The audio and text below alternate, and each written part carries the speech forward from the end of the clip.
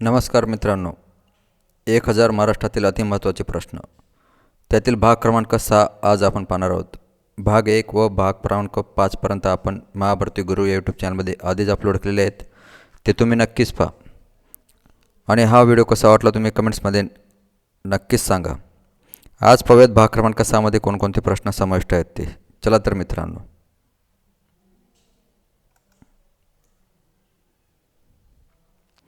आडते हातकंगले वनोद्यान कोणत्या जिल्ह्यात आहे? कोल्हापूर. बांबुर्डा वनोद्यान कोणत्या जिल्ह्यात आहे? पुणे. मुळा मोठा वनोद्यान कोणत्या जिल्ह्यात आहे? पुणे. प्रतापगड वनोद्यान कोणत्या जिल्ह्यात आहे? सातारा. शिवनेरी वनोद्यान कोणत्या जिल्ह्यात आहे? पुणे. दाजीपूर अभयारण्य कशासाठी प्रसिद्ध आहे? गव्यांसाठी. इंद्रायणी मुळा मोठा सीना गोड कोणत्या नदीचे उपनदी आहेत? भीमा नदीचे उपनदी आहेत.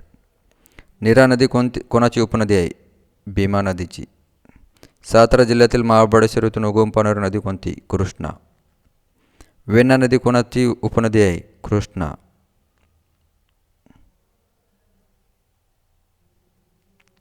पवना नदी कोणाच्या उपनदी आहे? कृष्णा. मुळा मोठा नदीचा संगम कोठे झालेला आहे? पुणे या ठिकाणी. कृष्णा व वारणा नदीचा संगम कोठे झालेला आहे? हरिपूर या ठिकाणी. कृष्ण पंचगंगा नदीचा संगम कोठे झाला आहे? नरसोबाची वाडी या ठिकाणी. इंद्रायणी नदीच्या तीरावर वसलेले स्थळ कोणते? देहू. शिवाजी सागर धरण कोणत्या नदीवर बांधण्यात आलेले आहे? कोयना. पुणे शहराला कोणत्या धरणातून पाणी पुरवठा होतो? खडकवासला. पानशेत धरण कोणत्या नदीवर आहे? मोठा. कोल्हापूर जिल्ह्यातील भोगवती नदीवर कोणते धरण बांधण्यात आले आहे? राधानगरी.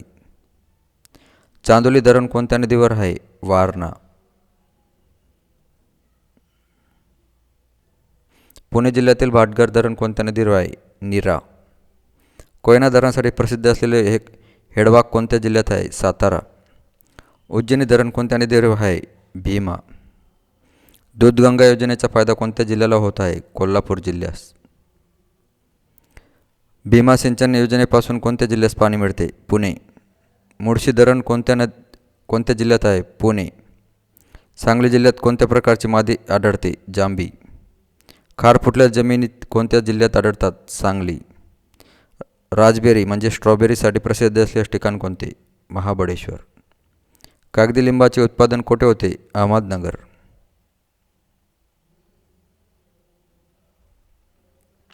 कोयना जलविद्युत प्रकल्प कोठे आहे? पोकडी. भाटघर जलविद्युत प्रकल्प कोठे आहे? पुणे. तिल्लारी जलविद्युत प्रकल्प कोठे आहे? कोल्हापूर. पवना जलविद्युत प्रकल्प कोठे आहे? पुणे. कोल्हापूर जिल्ह्यातील जलविद्युत केंद्र कोणते? राधानगरी.